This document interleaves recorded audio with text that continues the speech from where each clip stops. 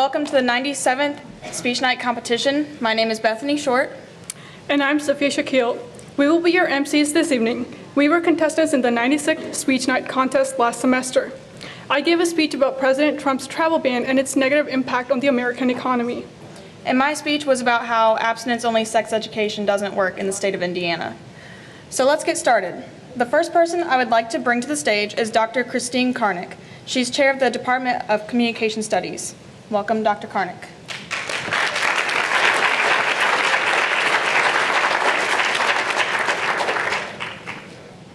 Good evening, everyone. I wanted to take this opportunity to welcome all of you, scholars, friends, parents, colleagues, and guests, to the 97th Biannual Speech Night competition. By the way, mark your calendars now, because in just a year and a half, if this is 97, where am I going with this? In just a year and a half, I'm sure you'll all want to mark your calendars to be part of the gala celebration that will accompany the 100th Speech Night. Tonight promises to be a stimulating and exciting evening full of great oratory. And I'm so glad to see so many of you here and out there in the ballroom and in the other places that we are all located at our remote sites. So welcome to all of you. Author and aviator Anne Morrow Lindbergh once wrote, "Good communication is as stimulating as black coffee and just as hard to sleep after." I hope and expect that at the end of this competition, you'll be able to experience that sentiment. So I want to talk a little bit about Speech Night. Speech Night is hosted by the Department of Communication Studies, and this is the longest continuously running event on the IUPUI campus. This is our 49th year. You're about to hear 7 of the best speeches created this fall. And to add to this excitement, you all and out there get to participate in the evaluation process. A great deal rides on the decisions you will make as you listen to these speakers. The winner of tonight's competition takes home not only a beautiful trophy, bragging rights, a nice resume line, but also a cash prize of $1,500. So listen carefully and choose wisely. Before we get started, I want to take a minute to thank the people who have made this night possible. First, your instructors, Wood R110 instructors, both here and at our remote sites. Please stand. All of you, up. Can we have a round of applause for your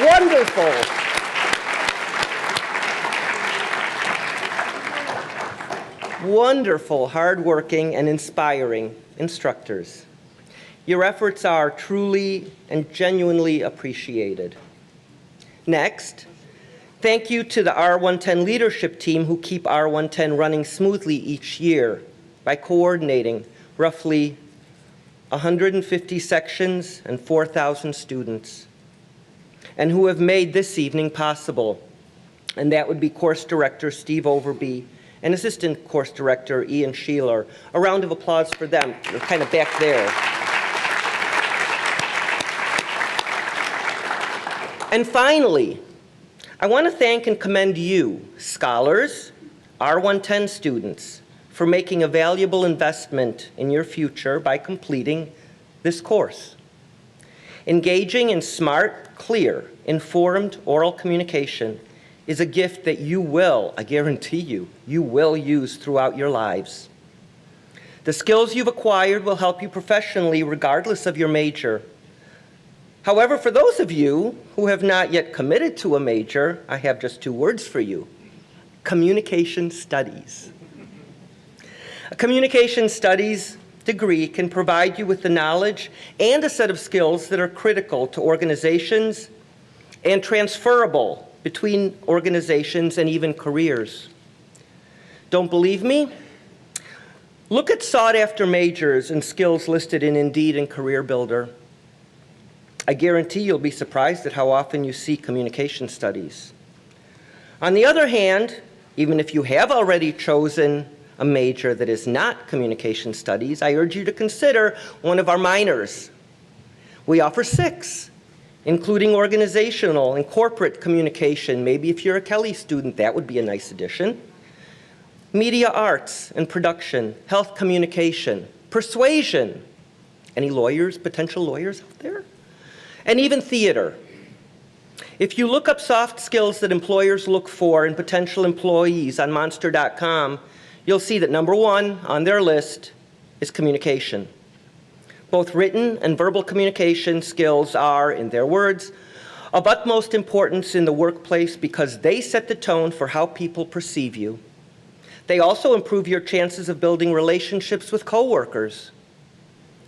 And further, workers are more productive when they know how to communicate with their peers. If you can clearly express the who, what, when, where, why, and how of a project, you'll be a hot ticket. And their advice on how to gain that skill? It's them, not me. Take public communication, public speaking. So, don't pack away what you've learned this semester in the never-to-be-looked-at-again box in your parents' basement or attic. Keep the material close by. Remember what a good introduction looks like, what it should accomplish. Remember how an oral argument should be structured, how to transition between points, and how to summarize for the listener so that they know what to take away from your words. You'll get some more wonderful examples of that tonight. You've been provided a great framework through which to communicate your ideas when you leave here and leave the university. Use it. You'll be glad you did. And now, I'd like to introduce the Dean of the School of Liberal Arts, Dr. Robert Rabine, who would like to offer a few words about other opportunities you may want to consider in liberal arts. Dr. Rabine.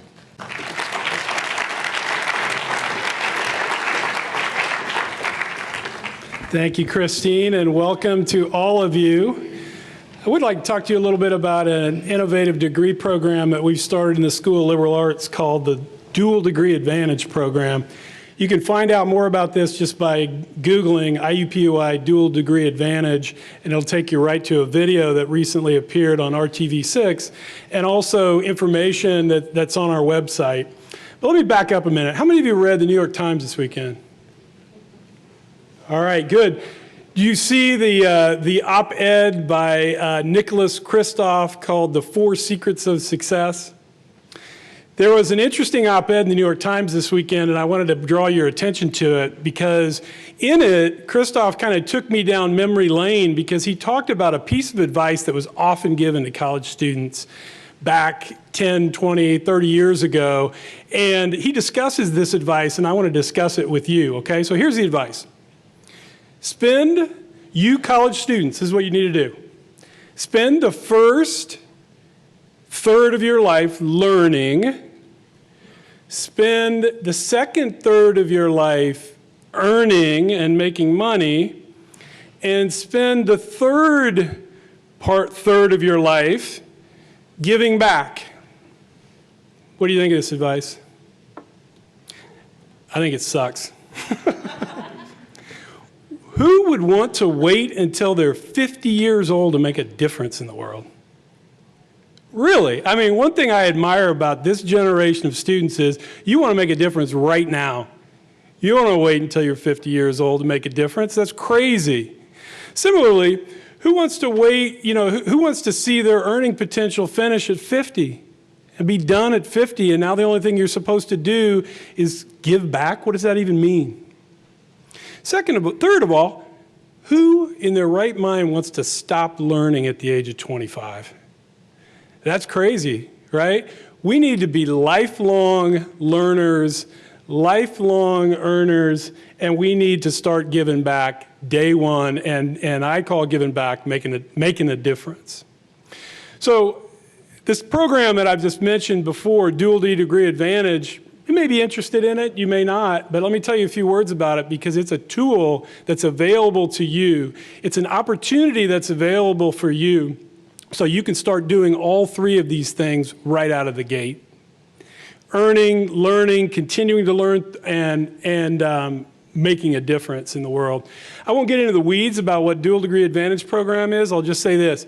It creates an opportunity for a deep, transformative experience in the liberal arts for every IUPUI student, regardless of major.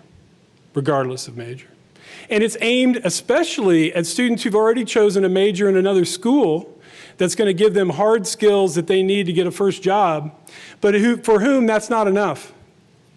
Students who want to learn more about the world, who want to follow their passions, who want to do more than simply take one degree program that's going to get them their first job. It's a program for students who want to prepare themselves, not just for the first job coming out of school, but for every job that you're going to go for and that you're going to get across the entire span of your career. So how do we do this? Well, we offer these majors, and you'll see it on the website and on the flyers. We offer these majors in liberal arts the same way you would take a minor.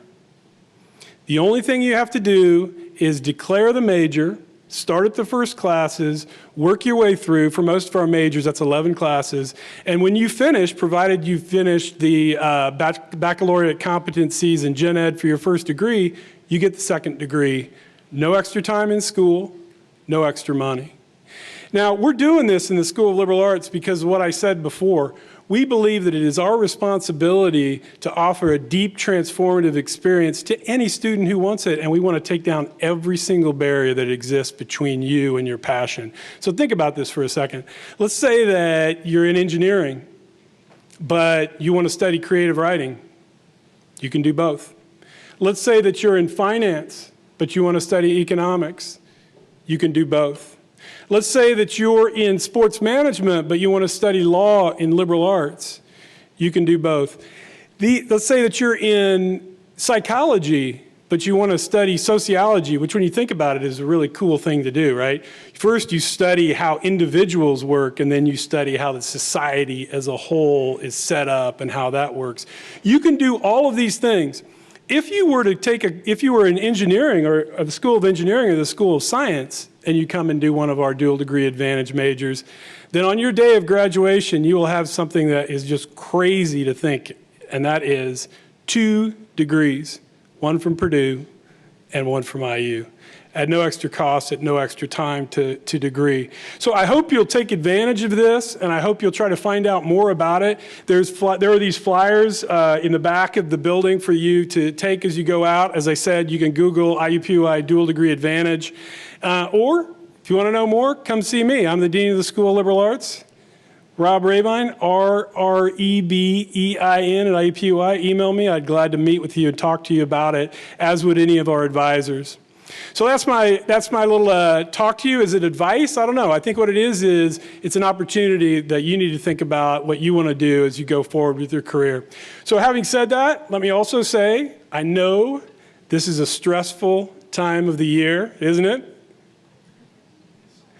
Remember to relax. Remember to stay fueled. Also remember that the holidays are not very far away. Soon you'll be out of this crazy time that you're in, and a whole new semester opens up in the spring semester. So congratulations on everything you've achieved so far. Good luck on those exams. Good luck with those last papers, and welcome speech night. Thank you.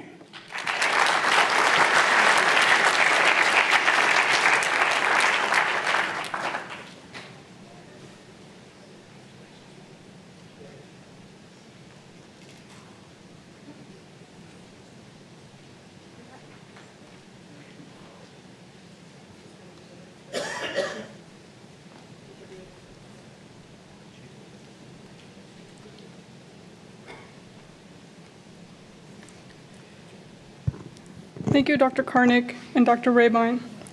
Now, I want to review the judging and voting process with each of you before we bring our first speaker to the stage.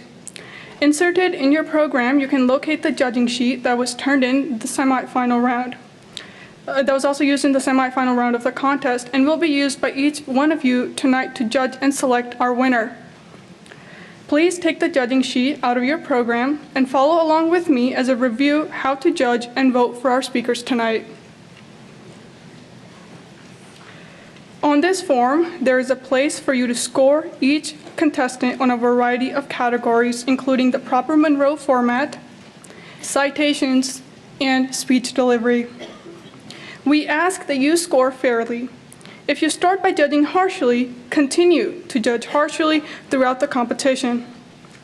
After all 7 contestants have given their speech, we will project a SurveyMonkey link on the screen with a QR code. At this time, you will vote by ranking the contestants from 1st to 7th place. All the votes are tallied by a representative of the MAC. Please note that there will be a time penalty imposed on each of the scores of the contestants. For every 30 seconds that the speaker extends their speech, they will drop a place in the competition. If the speech is longer than 9 minutes and 1 second, the speaker will be disqualified from placing in the top 3. Once the scores are tabulated and the time penalties are put into place, we will announce the second runner-up, the first runner-up, and the winner of the 97th Speech Night competition. Now, we will meet the 97th Speech Night contestants.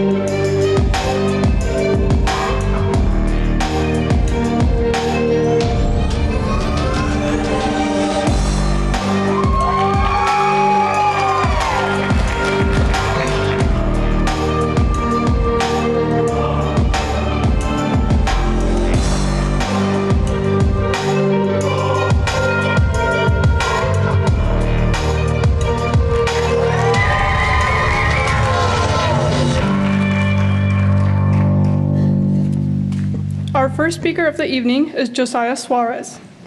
He is a freshman majoring in business management. Josiah hopes to work as a lawyer for a nonprofit law firm. He also told us that if he could erase any movie sequel from existence, it would be Dumb and Dumber 2. His instructor is Ingrid Cummings. The title of his speech tonight is The Falling of the American Dream. Let us all welcome Josiah to the stage.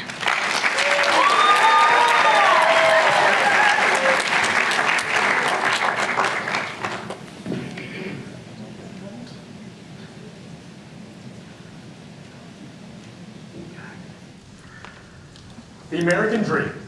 Those 3 words have changed everything. For me, the American dream helped influence my parents to come here and immigrate to the United States and work here in Indianapolis, Indiana as physical therapists. The American dream helped bring about me and my family. And every single day, I was reminded of what the American dream can do for me.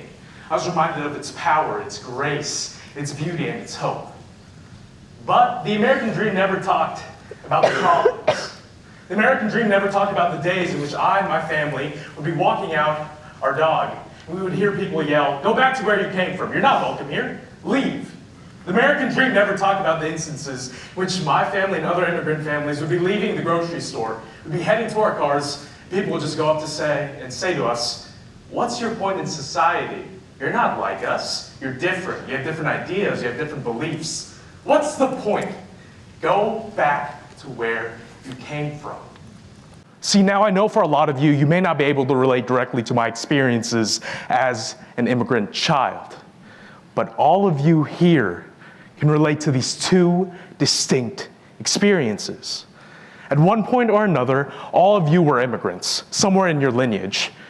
Also, second, all of you have faced problems as human beings and as American citizens. That is why today my thesis is that the American dream is flawed and failing everyone. But all of you here can change that, and I'm here to tell you how. But before we can understand and postulate a response to fixing and revitalizing the American dream, we have to understand two fundamental things. First, we have to understand what the American dream is.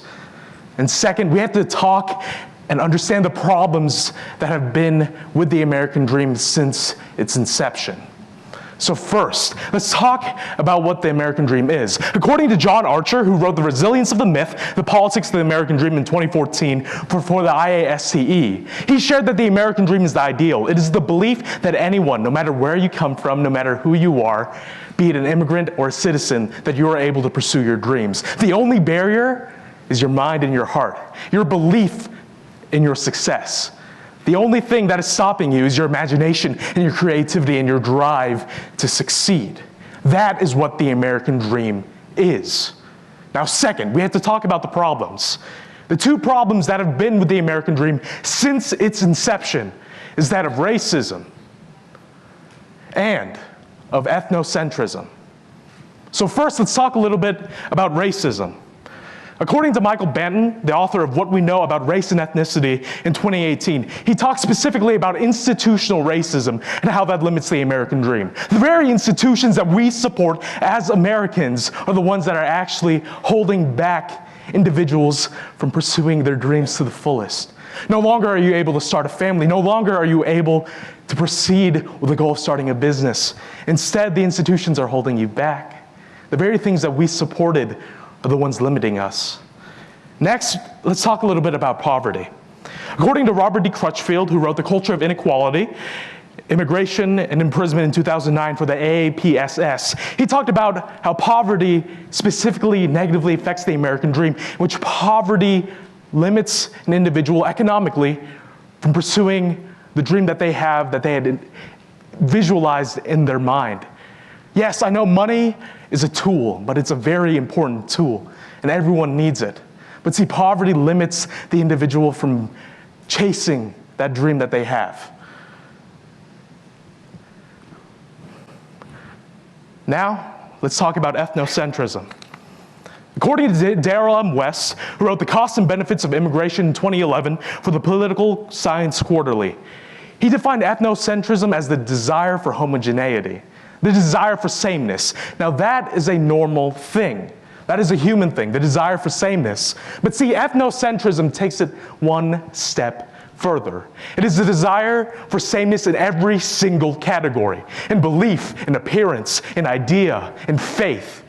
See, ethnocentrism is death to the individual. But, as we've seen, ethnocentrism can bring about great chaos, as seen in our own history. As seen in the Holocaust, ethnocentrism brings about death and destruction in which the individual is stopped. And when it's partnered with the American dream, individuals are no longer able to see or succeed. Instead, they are pushed down. There's no more hope, there's no more light, there's no more love. There's only failure and destitution. But what can we do? What can we do? First, we have to defend the American dream like it is our lifeblood. According to Lalia Ibshahani, who wrote up Shoring Up a Democracy Under Siege in 2017 for the Journal of International Affairs, she shared that we have to defend the American dream like it is our democracy because it is the lifeblood of our democracy. Without the American dream, there is no democracy. So we have to defend it with the same passion, with the same fervor, with the same energy as we do our own liberal democracy. So now what would the world look like if we were able to bring about this revitalization and defense of the American dream? Our country would look that of unity and of strength. There would be belief and unity in imagination and creativity and joy and in hope. No more would there be individuals not able to succeed or pursue their dreams to the fullest extent that they can. The only barriers would be that of the heart and of the mind, of their imagination and their desire to succeed. So I've talked a lot about what the American dream is, the problems that have marred it. I've talked about the solution, how we have to defend it with everything that we have, and I've talked about the beauty that comes with our defense of the revitalization of the American dream. But what can all of you do right now? What are two tangible things they can do right now? So there are two things I want you to do. First, once you get home, I want you to talk to your parents, your grandparents. I want you to ask them about the American dream. Ask them whether or not they were able to succeed in it, whether or not they were able to achieve it. Because that's what the American dream is. The American dream is inclusive, never exclusive. It is for everyone, not the select few. Second, I want you to go on your phones right now, take out all your phones. Come on, I can see all of you. There we go. I want you to go into Google and type in 4 words. ACLU petition American dream. I want you to go on that first link that shows up. It's a petition, and I want you to read it. We are so close to signing this petition, which is the defense of the American dream. And with that, there is a lot of hope. So I want you to sign that right now. But at the end of it all, it is your choice. I am not up here today to tell you what to do or to force you or coerce you to tell you what to do. But I am asking you to partner with me in this goal of bringing about the revitalization of the American dream. Because with the revitalized American dream, there is peace, there is hope, there is joy, there is love, there's laughter in the streets, and creativity and innovation abounds. See, that's the America that we want. That's the America that we want. Because that is the American dream.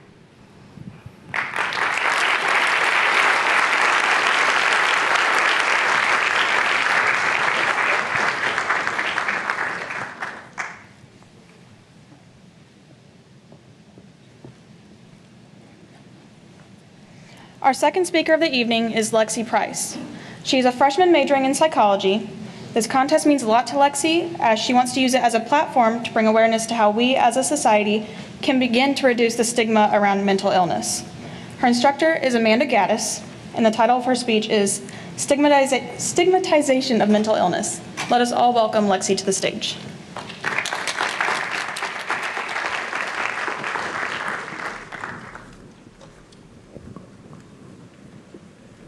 You are literally insane! That girl is a weirdo. OMG, yesterday I dropped my Hydro Flask and now it has a crack in it. I'm so depressed. He is a freak. Why does that girl sit alone at lunch every day? Kinda odd. I swear, I hear that guy talking to himself every single day. Must be a schizo or something. If those statements were not offensive to you, then there's a problem. Have you ever used language like the kind I just used? Weird, freak, odd. I know I have. Did you ever think about what that kind of language might mean to someone else? Did you ever think that that person in middle school who sat alone at lunch had a mental illness? Did you ever think that your language improved the condition of their illness? Probably not. As mental health is being brought to the spotlight in American society and illness has high prevalence, this discussion relates especially to our generation. Being a psychology major, as well as having intrinsic motivation to research this topic, makes me credible in the information that I'm providing. Through my explanation of the problem, stigmatization of mental illness, how we can fix this problem, and how we as a society would benefit from solving this problem, you will understand why and how you can contribute to this cause. Stigma lessens the severity of the disorder as well as decreases the potential that people will seek professional psychological treatment. According to the Journal of Development and Care, stigma can be just as debilitating as the disorder itself, and although different types of mental health-related stigma exist, they share one common factor: harm upon those who are targeted. The article states that public stigma is, quote, attitudes and beliefs held by the general public towards people with mental illness. For example, believing those with mental illness are weak or dangerous to society is a public stigma. Self-stigma is when we internalize these negative beliefs about ourselves because of our mental illness. I am weak because I have a depression is a self-stigma. In order to assess the attitudes of adolescents on seeking treatment and on mental health, a study was done in 2007 on 8th graders. This diagram seems a bit overwhelming, so allow me to explain. There are many factors that influence attitudes of adolescents toward mental health. These include personal experience with mental health attitudes, and knowledge about mental health. All of these factors are then influenced by social factors, like family, peers, social media, and social support. Within the study, 90% of the students revealed that they had some personal tie to mental illness, yet a substantial portion of the students still held negative beliefs about their peers with mental illness or those who were seeking treatment. I'll give you some examples. Some students thought that those with mental illness should be treated like outcasts because, after all, they chose to be suicidal, right? Other students' parents believe that mental health should be kept within the family and dealt with privately. Do you think anyone in that family was a trained psychologist? Adolescent stigma surrounding mental illness makes sense when you think about it. Teens are at a transitional period in their life where their opinions are influenced by their family, peers, and social media. But how do we stop this maladaptive thinking process from continuing? Now that you understand the problem that is stigmatization of mental illness, I will explain what we can do as a society to stop this from occurring. Providing services to students that both educate and accommodate to their mental illness will reduce the stigma, and it will also decrease the stigma and increase the chance that they will seek professional treatment. According to the Journal of Interpersonal Care, strategies that reduce stigma include a combination of education and exposure tactics. By providing people with accurate information on their mental illness, as well as exposing them to people who have had positive treatment outcomes, the stigma will be reduced. For example, students in the previous study that I mentioned believed that those with mental illness should be locked away in a hospital forever because, after all, they'd never be able to function as part of normal society, right? However, in my abnormal psychology course, taught here at IUPUI by Professor Ekin Sasenti, we have learned that even those with severe mental illness can make a great recovery given the right treatment and social support. When it comes to accommodations for students with mental illness, more can be done. The article titled "Mental Health Days Reduce Stigma" describes how Oregon law has made it mandatory that mental health days be included in excused absences. The article also states that the National Alliance on Mental Illness said, quote, "It's showing students that we value their mental health just as much as their physical health." In recognizing that mental illness is both real and excusable, the stigma surrounding it will be reduced. I've explained why this is a problem and what we can do to stop this problem. Now I will explain why this would be beneficial to our society. The world would be a more accepting and understanding place if mental illness was normalized, because the reality is having a mental illness is not abnormal. According to the National Alliance on Mental Illness, 1 in 5 Americans suffers with mental illness within their lifetime. By creating education and exposure programs, the children of America will grow up with a greater mental health literacy and be more open to seeking treatment later on in life. Additionally, it is comforting to those with mental illness when their feelings are validated. In the book, The Day the Voices Stopped, a memoir of madness and hope, Ken Steele experienced this firsthand. Ken suffered with severe schizophrenia, and throughout his life, he was only aware of the negative outcomes of his disorder. This was further reinforced by his father, his peers, medical professionals, and society as a whole. Eventually, he found a psychologist that truly cared about his mental illness, and he was able to make a glorious recovery, going on to start his own foundation where he helped the mentally ill to vote, giving them a political voice. Imagine talking openly about mental illness. As a society, we would be more understanding and accepting of others and why they do the things that they do. So, what can you do right now to end the stigma surrounding mental illness? Stop contributing to the stigma. Mental illness is incredibly distressing for those who suffer from it, so making jokes about it is not okay. If you have a mental illness, be open about it. Chances are someone you know is or has suffered with a similar condition within their lifetime. Keep the discussion about mental illness open and real. And if you're not suffering with a mental illness, be there for those who are. Let them know that you're there for them and you care about them and that recovery is possible. Do you guys all have phones? It's 2019, right? Can you take them out? I don't see phones. Can you open up your camera real quick? Oh my gosh, it's right here, perfect. Can everyone take a picture of this resource? On the right, this describes what you can say to people if they confide in you about mental illness. This resource could be very helpful to you in the future. Additionally, on the left, the Indiana Recovery Council is a resource that provides a platform to speak about stigmatization about mental illness and resources about it. You can decrease stigma by going to this website and downloading these resources, posting them to social media, or even reading them yourself. In doing this, you'll raise awareness about mental health-related stigma, and you'll maybe even learn something new. Today, I've explained the problem that is stigma surrounding mental illness, what we can do to reduce this problem, and how society would benefit from reducing this problem. You have a lot of power, each and every one of you. Your words have the power to make someone feel alone, or you can show them that you're there for them. Your brain has the capacity to ignore mental illness with ignorance, or you can educate yourself.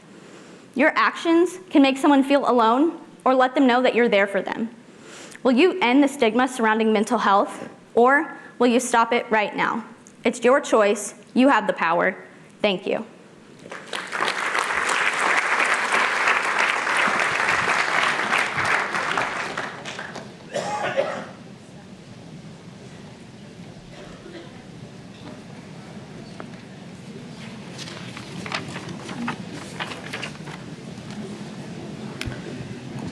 Our third speaker of the evening is Aditi Ravikumar.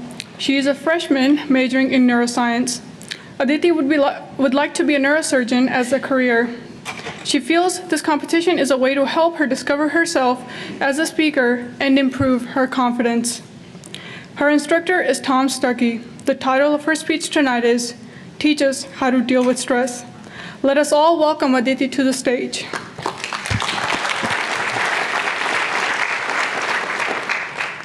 Did you know that 40 million people in America suffer from an anxiety disorder? And 75% of them will have had their first attack by the time they turn 22, according to the Anxiety and Depression Association of America. Putting this into IUPUI's perspective, that translates into roughly 16,000 of the 21,000 of us that go here, according to IUPUI's official website, who will suffer like this.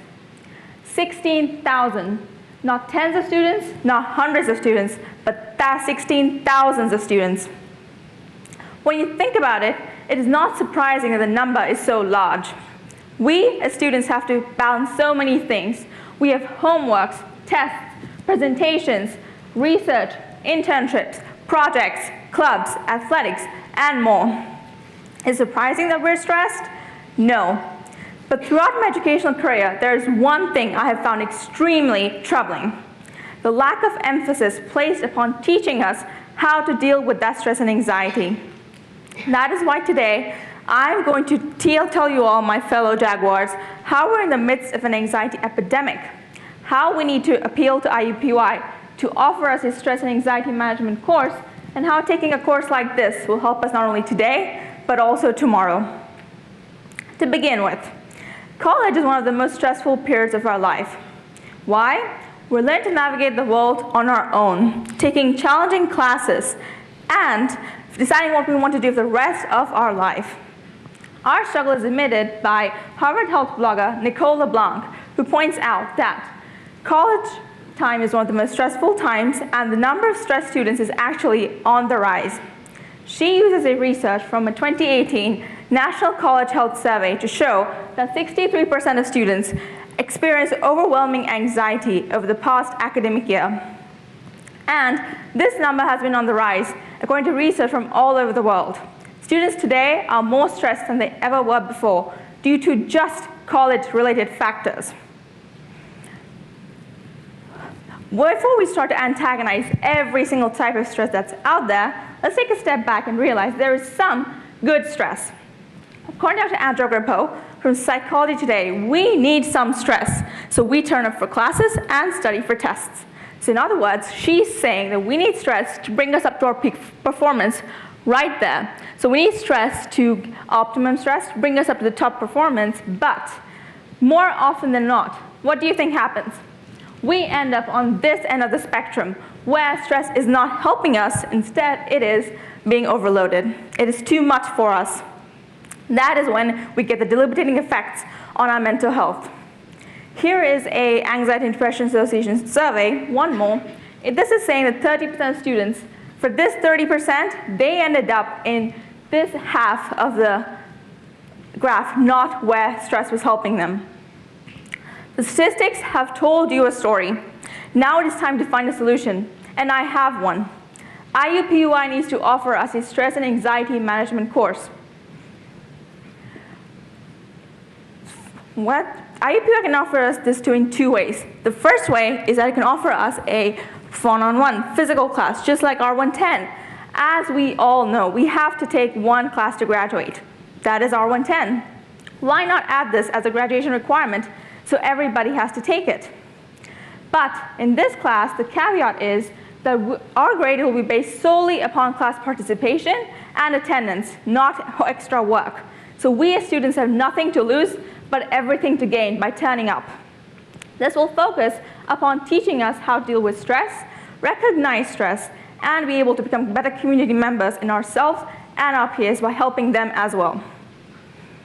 Another way IUPUI can offer this to us is by offering an online course, because we have an online course with pretty much everything nowadays. How many of you remember this page? If you are a freshman or a transfer student, you would have done this over the summer. This is My Student Body. It is created by IU. It has 3 modules for you: alcohol, drugs, and sexual violence. Do you notice something missing? There's nothing in there about stress and anxiety or mental health. I suggest that they just add an online module. It is easier for teachers to create an online module than have a physical classroom, because it's all online. They don't need to set aside time specifically for this. And it is great for us because we as students can decide when we want to take the class, where we want to take the class, and how much time we want to put into it. If at this point you're thinking, oh my goodness, I do not want another class. I have a full plate. I don't want anything else. I can completely relate with you. But let's look at the bigger picture. Let us imagine our graduation day when we get to throw our caps in the air. Wouldn't it be wonderful if we didn't remember too many mental breakdowns, sobbing fits, panic attacks, and sleepless nights? Instead, had a little bit more positive connotations and more positive experiences associated with our college experience? I think if we take a class like this, we can get to that ideal. Let's see how. Here's an infographic from Purdue University. Don't try to read it, it's a lot of information. But imagine if an infographic can have so much information, how much can we cover in a whole class? Since this class is solely based on helping us find techniques that work for us, this is a tool for us that we can use to improve our college experience in all aspects. How often do we ever get time dedicated just to figure out what works for us and what doesn't? More often than not, we end up doing trial and error in classes where the stakes are much, much higher. So you're getting a time, you just have to turn up the class, and you just have to figure out what works for you and what doesn't work for you. Also, the benefits for this are not only for today, but also for tomorrow. Because let's face it, once we leave IUPUI, our stress is not going to go away. If anything, it might increase. So that is why I think if we take something like this, it will help us not only for today, but also for tomorrow. Because when we walk into our professional careers, we need to be able to handle stress and anxiety and not crumble. And that is why when we learn this technique, then we will be able to be contributing to our profession meaningfully and to our economy. So now it is time to act and petition. I would like you to scan this QR code. It should take you to a Google form. There I have 3 questions for you. It is just multiple choice, so it's not too much. It shouldn't take you too long. All it has 3 questions. Would you like a class like this? Would you like it online? And what would you want to do with it?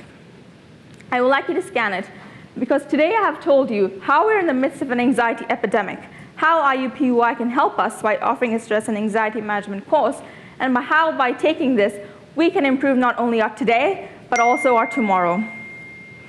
So I want to leave you with this thought. If we fail to bring this issue in front of the authorities, then we are getting an education that is incomplete. Because we have to be able to learn how to manage our stress and anxiety. Because if we walk out of IUPUI not knowing the skill, then our education will fail us. All our academic knowledge will fail us because we will crumble at the first sight of stress and anxiety. Thank you.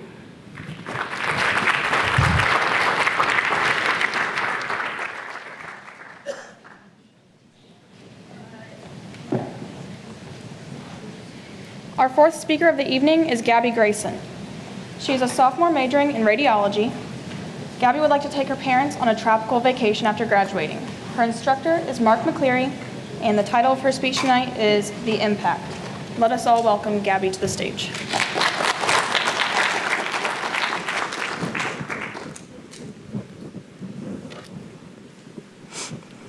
Women and girls, boys and men compare themselves to these images every day, and the failure to live up to them is unavoidable because they are based on a flawlessness that does not exist. This quote was said by Jean Kilbourne, an author, activist, and public speaker on the image of women in advertising.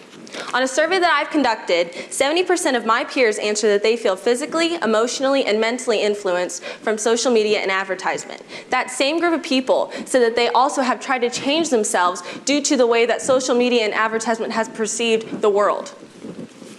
My name is Gabby Grayson, and I too have been socially impacted through social media on body image. Social media and advertising is negatively changing our view on mindset of body image. According to John Simpson, a council member of Forbes magazine, the average person is exposed to 5,000 advertisements a day. These advertisements involve messages of beauty and attractiveness. It's everywhere. And some children are taught this at home before they have the capacity to learn this and gain this independent judgment on their own. They are taught that fat is bad and skinny is good. They see it in the books they read and the movies they watch. They see intimidation versus innocence, ugly versus beauty, anger versus purity, and weakness versus strength. I'm a nanny, and this is one of the children that I've watched. Her name's Harper, and every day when we get off the bus, I make everyone pick a book to read. A couple weeks back, she picked this book. This book is called Ella's Tummy, A Story of Understanding for All Ages. This book is about a young girl named Ella who goes to the park. She is happy with herself and how she looks until a young boy comes up to her and yells, "You are so fat and ugly." She then runs home, cries to her dad, and her dad then consoles her and says, "With your round tummy, you'll take on the world." At the end of the book, I asked Harper how she felt. She didn't change her mind. She said that she thought the whole book was mean because they didn't make her feel any skinnier or good about herself. But she didn't understand that they were using fat as an insult when it's not. According to CBS News, women often compare themselves to images of body that they see around them. Researchers have found that CBS News have found access to idealized body images lowers women's satisfaction with their own attractiveness. This causes them to want to undergo plastic surgery, use diet pills, and eventually they will suffer from disorders of anorexia, bulimia, and eating disorders. This is also impacting males as young men. They're trying to change their appearance as well through obsessive weight training, the use of steroids and dietary supplements to improve strength or build more stamina during lifting. Camp Pocono Trails is a health and wellness camp for children of all ages. The goal is teaching self-esteem, healthy thought patterns, and feeling good and healthy about yourself. The campers can participate in water sports, athletics, aerobics, adventures, performing, and art programs. Whether the campers are there for weight loss, self-esteem, building better habits, or changing their habits, everyone can benefit from this camp. They will learn to love themselves, and a common goal for all campers that they will all start with. By teaching future generations how to love yourself and deal with obstacles of body image, it'll change the world forever. So imagine a world where we put these steps into place. Once we stop avoiding our bodies, stop the constant checking, stop comparing feeling bad from feeling fat, and most importantly, practice self-acceptance, we will be able to grow and love ourselves just the way we are. Now, it is time to let kids be kids and have them not worry about being fat or skinny or commenting on someone else's thinness. It is time to teach future generations around you to love themselves by being an example and loving yourself first. Now, according to the Center for Change, a team of medical, psychological, nutritional experts have found 7 ways to overcome body negativity. The first step is to fight fatism. We can fight this by starting to accept people of all shapes and sizes. 2, fight the diet downfall. 50% of women and 31% of men are actively dieting right now. And 98% of all those men and women will gain all the weight back within the next 5 years of when they started. People diet in order to feel better about themselves and to lose weight, when in reality, it only helps you lose self-esteem and energy. You will never be fully happy or healthy by trying to coach or diet yourself into your dream body. 3, accept genetics. At least 25 to 75% of your genetics is based off of that, genetics. You will not be able to change your body. And with that being said, you may have the same genetics as your brother or sister, but you will never look the same because no 2 people are the same. Understand that emotions are skin deep, and every time you call yourself fat, you are judging and portraying your body and ignoring your underlying feelings. Fat is not a feeling, it's an avoidance of feelings. Now, according to Sarah William, a writer of Career Trend, the average male model weighs 120 pounds, and the average female model weighs 108 pounds. Now, with that being said, the images that are used with these models are changed through enhancements, through manipulation and airbrush. The models themselves will not recognize their own bodies by the time it is all over with. Your body is the central of who you are and how you feel about yourself. And you need to remember that when sometimes you're feeling bad about yourself, we tend to misperceive how we feel. And 7, most importantly, befriend your body. If you cannot befriend your body, you are intentionally harming yourself. You are pushing yourself into deeper depression, shyness, social anxiety, and self-consciousness. So here's what I need you to do. I want you to go home when you leave here today, and I want you to write a list. I want you to write a list of people you admire. This can be your mother, your father, your grandparents, your teachers, your friends, or your siblings. Make it someone you know. And when you're finished with this list, I want you to look back on it and I want you to ask yourself, did the way that these people look matter when it came to the impact that they made on my life? I want this list to stop you from judgment and stop disowning your body. I want you to realize that whether you know it or not, you have also impacted someone's life because of who you are. You are someone's daughter, someone's son, someone's friend, and you are that to them because of who you are, not because you were a size 6 to a size 16. Today I've talked to you about the negative effects social media and advertising has on children, adolescents, and adults. I discussed with you the steps in order to overcome this and giving you a vision of what the world could be like without the labels of fat and skinny. Changing the world starts with you. It starts with self-love, respect, the end of discrimination, and that starts with one person. Let that person be you. Thank you.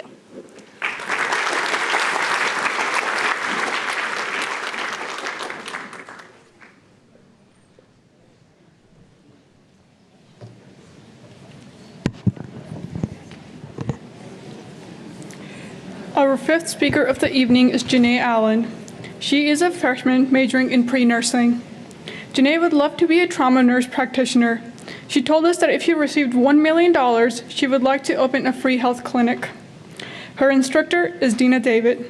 The title of her speech tonight is The Invisible Crime. Let us all welcome Janae to the stage.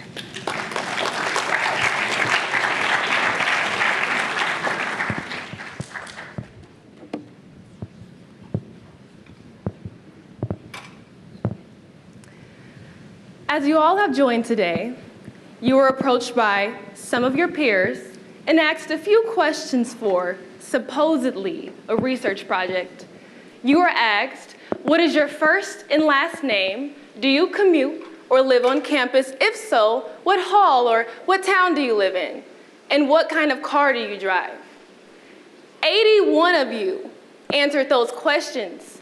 81 of you have now given me everything I need to abduct you into sex trafficking.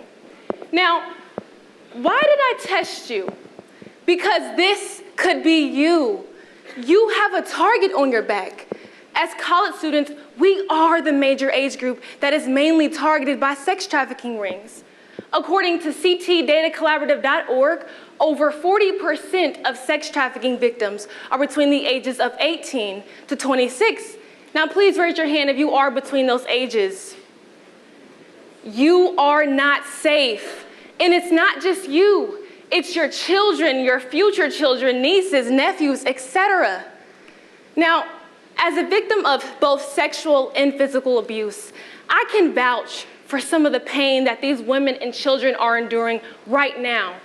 I mean, the feeling of helplessness, anger, pain, your dignity being snatched from you. And worst of all, no escape. It has the power to break you. And for most of these women and children, it is the last thing on their mind before their life has ended. So today you will learn about the horrors of human sex trafficking, how to eliminate this heinous crime, and the benefits of a slavery-free society.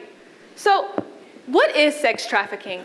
Well, according to ncbi.gov, sex trafficking includes some form of forced or coerced sexual exploitation, not limited to prostitution, and is a significant growing problem in the US. These women and children are suffering tremendously.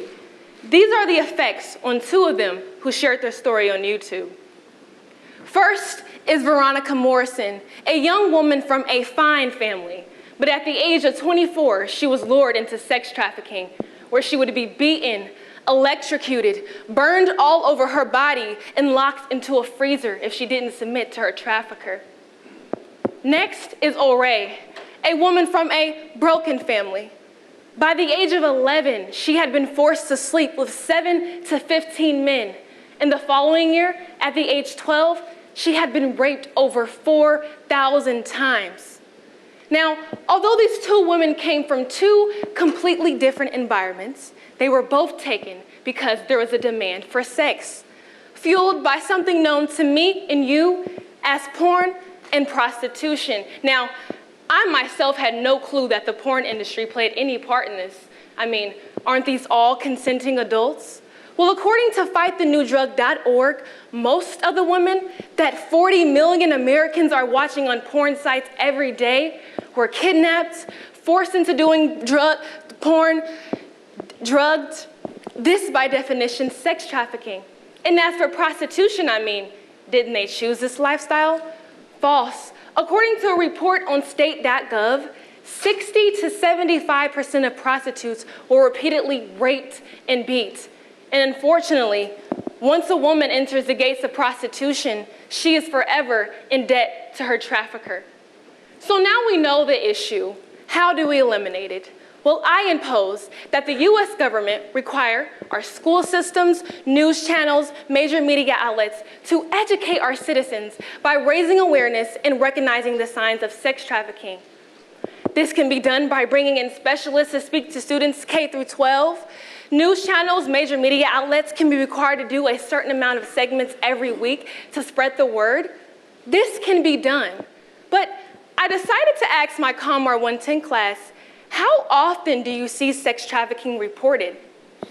Over 83% of them voted they had either never seen it reported or rarely have.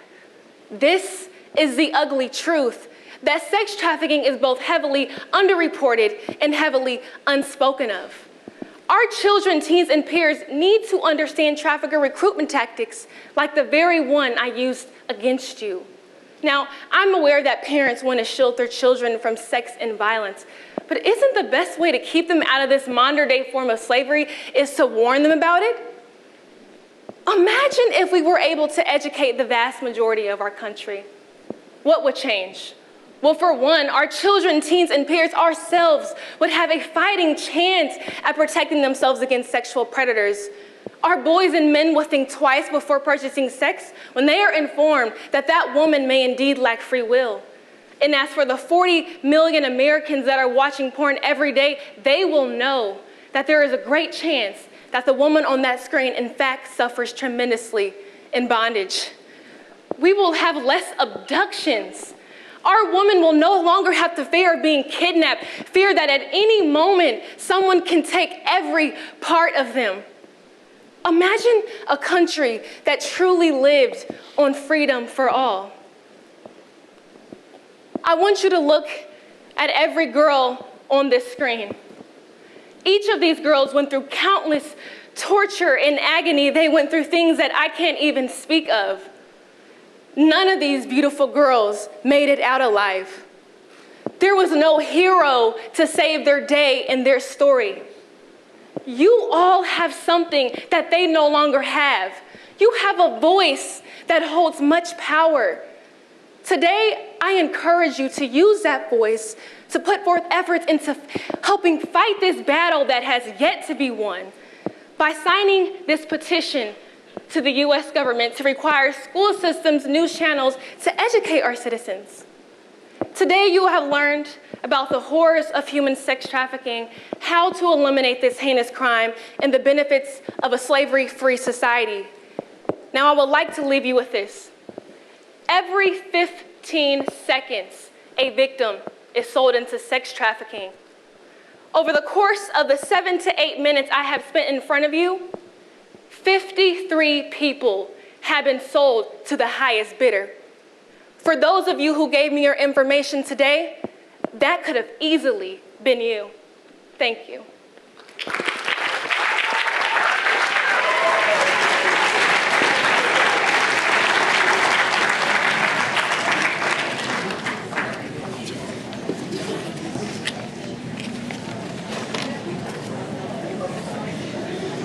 Our sixth speaker of the evening is Holland Clough. She is a sophomore majoring in journalism. Holland is excited for the opportunity to speak here tonight as she believes she can inspire change for the better. She also believes the movie Alien 3 is a terrible sequel and should be erased from existence. Her instructor is Moffett Craig, and the title of her speech tonight is Are We Paying Attention? Let us all welcome Holland to the stage.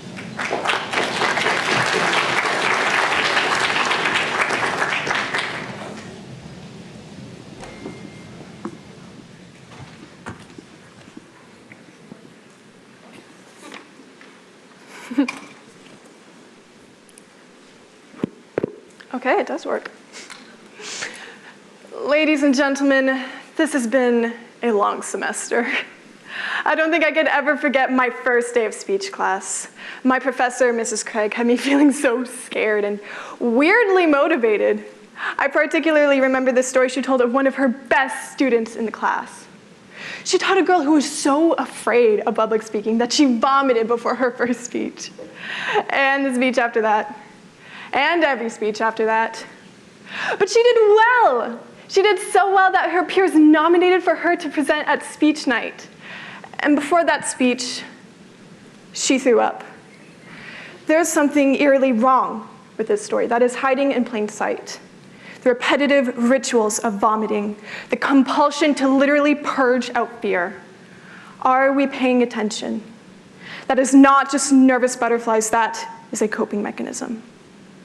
Now, I am not a doctor, but I have interviewed doctors, scoured public policy, and researched the physical effects of mental illnesses, also that tonight I can convince you that the physical effects of mental illnesses are a problem. But there is a solution to this problem, and there are benefits to adopting this solution. The problem, mental illness is never sealed away in the mind. It will always affect our bodies. The link between physical well-being and mental health is irrefutable, according to Harvard Medical School's 2018 study on anxiety and physical illnesses, in which they found that anxiety disorders frequently lead to physical illnesses. And this could not be more true for where we are. Indiana ranks 48th in the country, 48th for overall mental health, according to Mental Health America's 2018 report. This is due to a high prevalence of mental illnesses combined with a very low chance of finding long-term access to care. And if you don't believe me, you can check down the street. Last year, IUPUI's Department of Emergency Medicine released an academic article after it came to their attention that patients who were admitted with chronic chest pain and who also had anxiety had a 94% chance of returning to the ER within 30 days. And of course, it's not just physical illnesses that tear our bodies apart. It is also unhealthy coping mechanisms, such as alcohol abuse, vaping, and yes, even the second leading cause of death for our age group, suicide. Here's another statistic for you. Out of the 7 speeches being presented tonight, 4 of them centralized around mental well-being, meaning 4 different students presented their speeches to 4 different classes. They made it through quarterfinals, through semifinals, and finally tonight, 4 women are here telling you that this is a problem. So are we paying attention? We don't have to suffer. We can utilize our pain and our power to pave a better future for ourselves and for the ones that we care about. After researching, I have come up with a plan that will help you and future IUPUI students. I asked my class in a survey if they knew of any counseling services available at IUPUI, and only 7% of them did. That is not their fault. Currently, every IUPUI student is entitled to 6 free sessions of solo therapy, and group therapy is always free. In order to spread awareness about these free services, I propose a brief web-based course that students will take at the beginning of every academic school year. This course will actually just be one 15 to 20-minute lesson dispersed online through Canvas. It will consist of things such as a self-screening, a mental health video quiz activity, and an interactive activity educating students about how and where to find help. We already have to take longer modules focused on plagiarism and academic integrity. Our health should be just as important. For those of you who are pessimistic about this plan, I understand your skepticism. But this plan will work because it already has, and the benefits have already changed lives. The policy actions I have shared with you were inspired by a survey campaign conducted in 2017 by Active Minds, a student peer organization focused on improving mental health for college students. After launching their 3-wave course to over 1,000 students, Active Minds recognized an 81% skill increase in helping peers with mental illnesses. They also recognized a 92% knowledge increase about mental health and an 81% decrease of false assumptions caused by stigma. If we regularly implement this course into IUPUI, we can have these results for ourselves. We can alert students of the science and dangers of mental illnesses, and most importantly, teach them how to pay attention to themselves and to the ones that they love. If you haven't caught on tonight, there is a lot that breeds anxiety within us. It could be that the American dream is dying, or that sex trafficking is alive and well and could happen to any one of us. You all have borne your hearts to us tonight. You have educated us about the issues that you care about the most, the issues that keep you up at night. Tonight, I beg you all to put yourselves on top of this list. I asked my classmates in my survey if they could confidently identify as someone that they knew was suffering from a mental illness. 3 of them could. Tonight, all of you will. In the past 20 minutes, I have lost 20 pounds. You all watched me as I took these weights off my body because you were all paying attention. In 2017, I lost 20 pounds of my own body because I developed bulimia nervosa as a response to PTSD.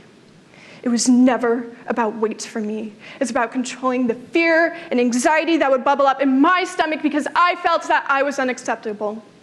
The story of the other girl raised red flags for me because I'm so familiar with her ritual. I know what it is like to kneel before the toilet as if it were an altar, because it was the only thing that could bring me relief. It was the only thing that could deliver me from my pain and my imperfection. And I know, I am not the only one here tonight. Are we paying attention? In conclusion, the physical effects of mental illnesses are a problem that will only grow if we don't do anything about it. I urged my classmates to sign a letter addressed to Chancellor Nasser Peydar, urging him to adopt this course into IUPUI. Tonight, we extend this challenge to you. At the end of the event tonight, find one of my classmates and sign this letter addressed to Chancellor Nasser Peydar, and pick up an info sheet educating you about the services that you are entitled to. I did not tell you my story because I am a victim. I told you my story because it has value. Your stories all have value, and it is time for that value to be recognized. There's so much to care about. Choose time to care for your body, or else your body will choose it for you. Are we paying attention?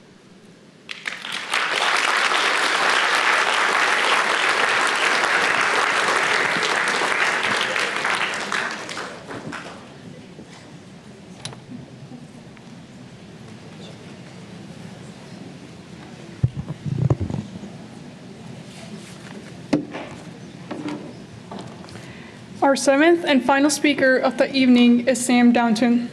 She is a sophomore majoring in political science. If Sam won $1 million, she would like to finish her education, take a trip to Italy, and save the rest for a rainy day. She also thinks Despicable Me 2 is a horrible movie sequel. Her instructor is Scott Black. The title of her speech tonight is Porque Vales Más. Let us all welcome Sam to the stage.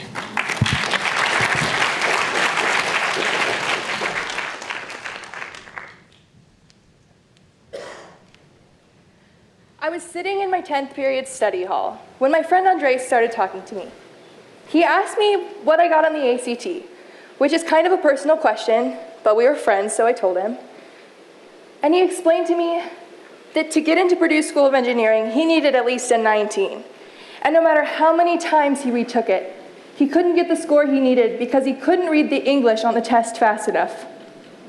We continued talking about our plans for next year, and he stops, looks at me, and asks, "Why you value more?" I didn't understand, so he asked me in Spanish, and he said, "Porque vales más?" He was asking, why are you more important than I am? I brushed him off because that's a heavy question to ask me in 10th period study hall, but he was insistent. And the only answer I could give him was because I speak English and you don't. In the United States, we have no official language, but speaking English is necessary to be successful in an academic and professional setting. According to National Public Radio, the foremost non-commercial news source in the US, 1 in every 10 students is learning English in the US right now. So if Andres, a better-than-average student, at North Central, a better-than-average high school, was struggling, how were these other students faring? Not well.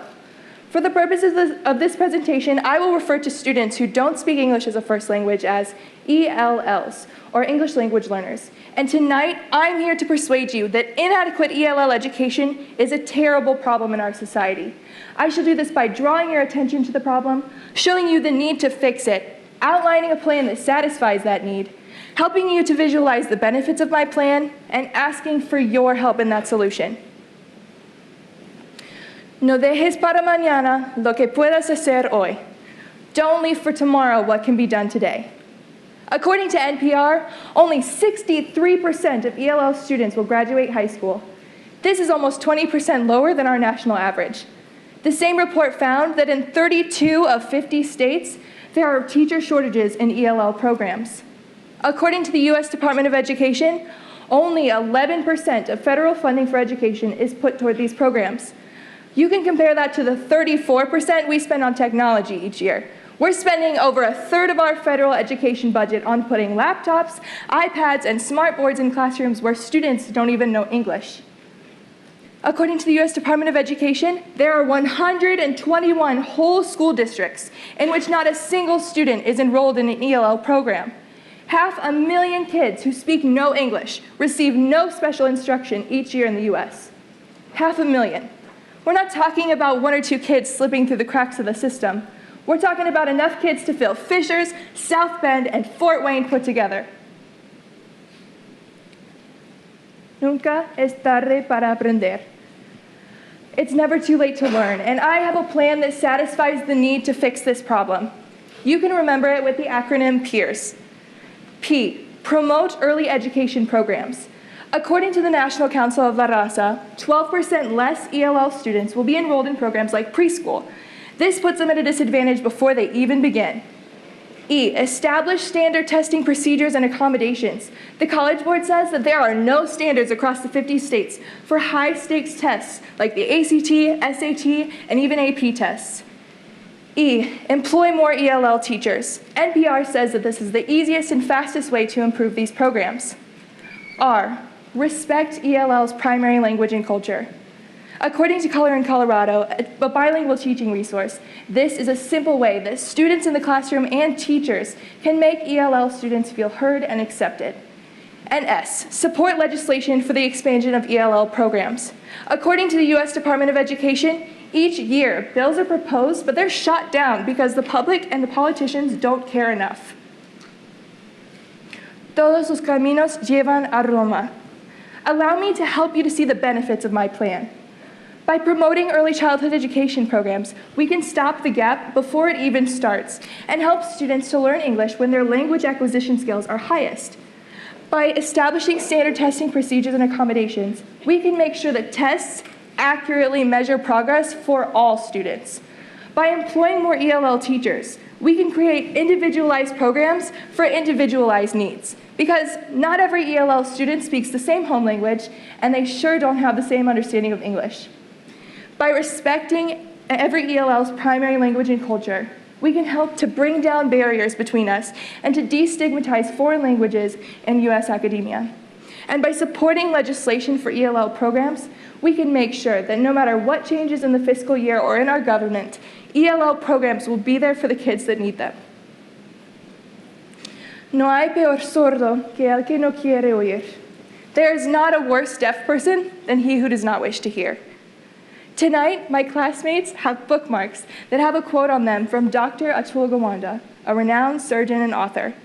They say, "We always hope for the easy fix, the one simple change that will erase a problem in a stroke. But few things in life work this way. Instead, success requires making 100 small steps go right, one after the other. No slip-ups, no goofs, everyone pitching in." I want you to take this bookmark as a reminder that it's not going to take one piece of legislation to solve this problem, or a magic sum of money that we have to raise, or a specific number of people whose minds we have to change. It's going to take all of those things and more. It's going to take every student, every teacher, every voter, and every policymaker to invoke meaningful and long-lasting change in these programs. I'm telling you this because Andres never got a 19 on the ACT. He didn't get into Purdue School of Engineering. He didn't go to college at all. So he will never achieve his dream of becoming an engineer in the United States. And that's not because he's not smart enough. It's not because he didn't work hard enough, and it's not because he didn't deserve it. It's because in the United States, the odds are stacked against him. And you might ask yourself, why does it matter? It doesn't matter to me. But I tell you that the quality of the future of our nation is inextricably linked to the quality of our education system and the children that we raise through it.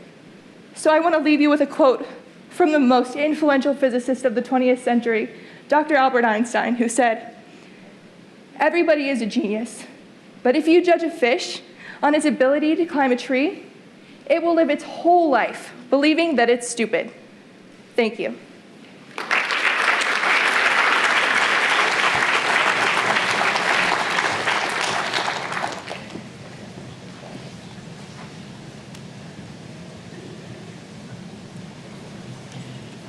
What a wonderful group of speakers we had tonight. Let us all give them another round of applause.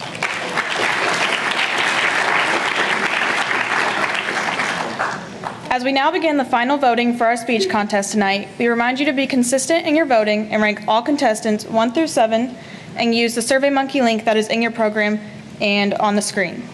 These will be left up for about 5 minutes, and then we will be providing some brief entertainment while the votes continue to come in and we tally them up.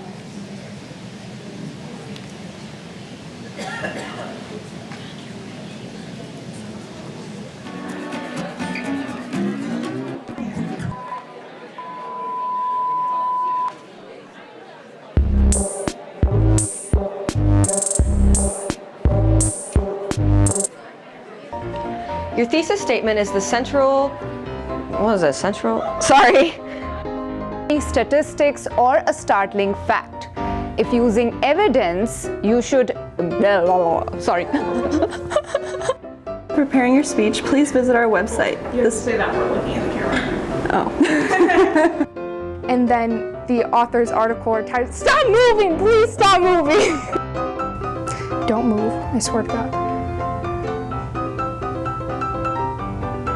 Most of the time, this is done at the very beginning. Did that make sense? Everybody experiences some pre-speech nervousness. I can't talk. Everybody experiences some pre-speech nervousness. It's normal, but the best way to combat, dude.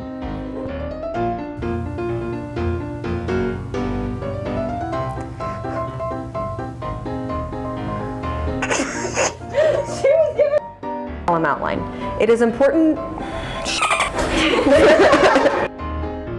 You're telling your audience why you're a good person to talk about your topic. Sorry, Scotty. I forgot my word bottle here. When I say the words master's degree, what's the first thing you think of? It stopped moving. When I say the words master's degree, what's the first thing you think of? You talked so fast just then. Just said it? Yeah, you said it. When I said Iffy, but I'm gonna move this.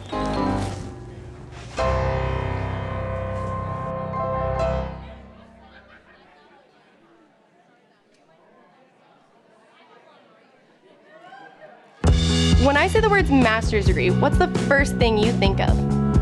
Many master's degrees require 6 or 7 years in college.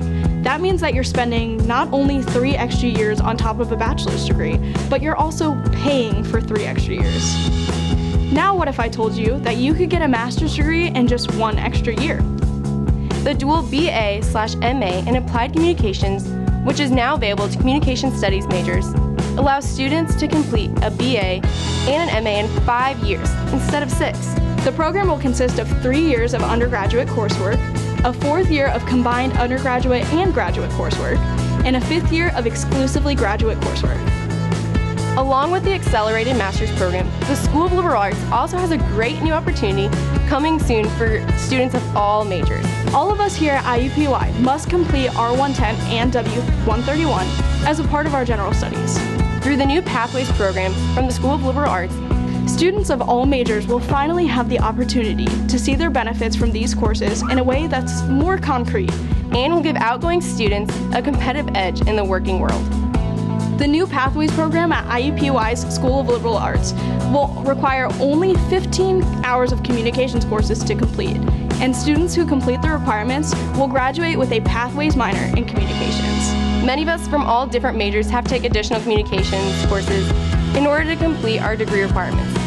A few examples of majors that require additional communications courses are biology, computer engineering, chemistry, and respiratory therapy. With W131, COM R110, and additional communication study course already out of the way, only 2 additional communication electives are required to complete the minor. Some classes that are eligible for the Pathways program include Women in Leadership Communication, History of Television, Playwriting, and many more. Interested in finding out more about the Accelerated Masters or Pathways program? Contact the School of Liberal Arts in Cavanaugh Hall for more information about these amazing opportunities. Thanks for watching.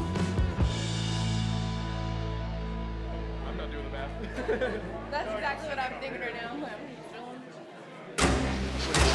Suicide is a cry for help, yet maybe we don't recognize that cry.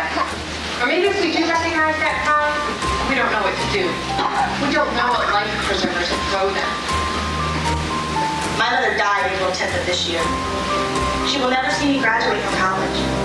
She will never see her grandchildren born. Because people cannot overlook the misconceptions behind AIDS and admit that they were at fault.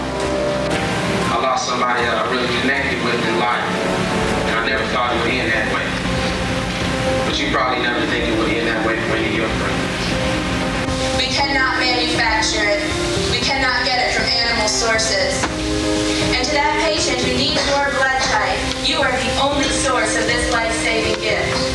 So I say, if you don't go out there and donate, shame on you.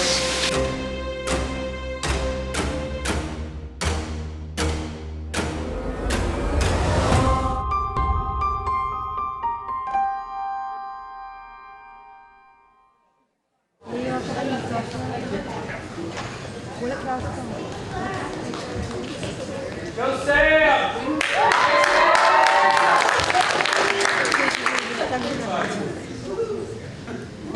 All right, and at this time, few thanks to everyone that helped out with this while our MCs for the night are going ahead and passing out medals. So Bethany Short and Sophia were our MCs. If you could go ahead and give them a big round of applause.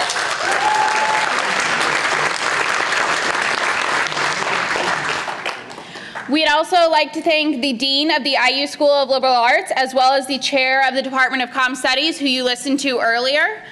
And then Steve Overby, our fearless Director of R110 in the IUPUI Speakers Lab. Amara Spencer, our Assistant Event Director and Undergraduate Director of the IUPUI Speakers Lab. And Rebecca Kane, who is our Contest Coordinator and the Senior Supervisor of the Speakers Lab.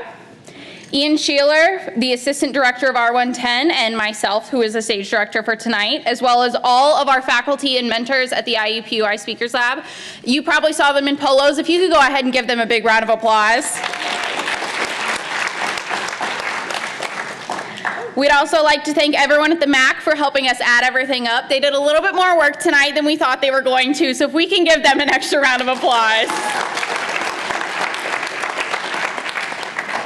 And we'd also like to thank everyone else you see on your screen here for helping us out in every way. This night would not be possible without everyone who's pitched in even a little bit, or everyone who this night could have not been made possible without.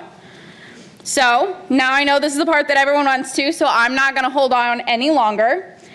Our second runner-up, Sam Downton.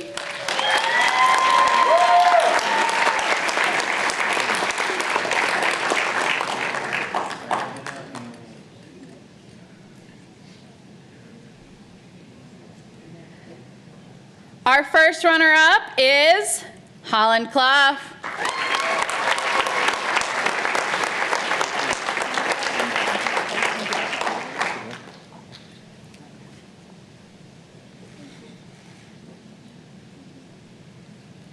And our winner of the 97th Biannual Speech Night is Janae Allen.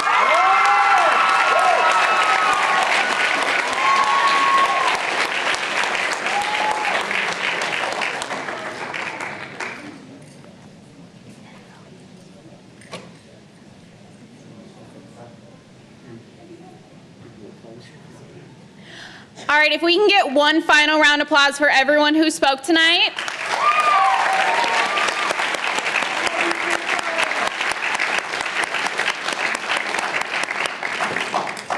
All right, thank you all for coming and for staying, and if you can please drive, walk, or get home safely, and we'll see you at the next speech night. My favorite part of speech night is talking about a passion that I absolutely love. Shout out to Professor Ingrid Cummings, my parents, my family, and specifically all of my classmates that woke up at 7:30 in the morning on Monday and Wednesdays. Thank you for coming out and just being a part of this experience. Thank you. My favorite part of speech night is spreading awareness on the topic within my speech. I'd like to give a shout out to my class and Professor Amanda Gaddis. Thank you. My favorite part was realizing that I wasn't as bad at speaking as I thought I would be, and I realized I really enjoy being on the spotlight. And I'd like to thank my parents, my best friend Lyra Bailey, and of course my classmates for voting me in. Thank you. My favorite part about speech night is stepping outside of my comfort zone in order to teach people about the issues of body image. I would like to shout out my professor, Dr. Mark McCleary, and my class. Thank you. I would say my favorite part of speech night is being able to shed awareness to issues that many people don't hear about. I also want to shout out Professor Dina David, as well as my classroom, for being so supportive and awesome. My favorite part of speech night is allowing students to have a platform to talk about what they're passionate about at IUPUI. Special shout out to my professor, Mrs. Craig, and for all of my classmates who survived the semester with her. I couldn't have done it without her, and I definitely couldn't have done it without you guys. My favorite part of speech night so far was watching what everyone was super passionate about in their speeches. I of course would like to shout out my wonderful roommate Melissa for cutting my bookmarks and being super supportive.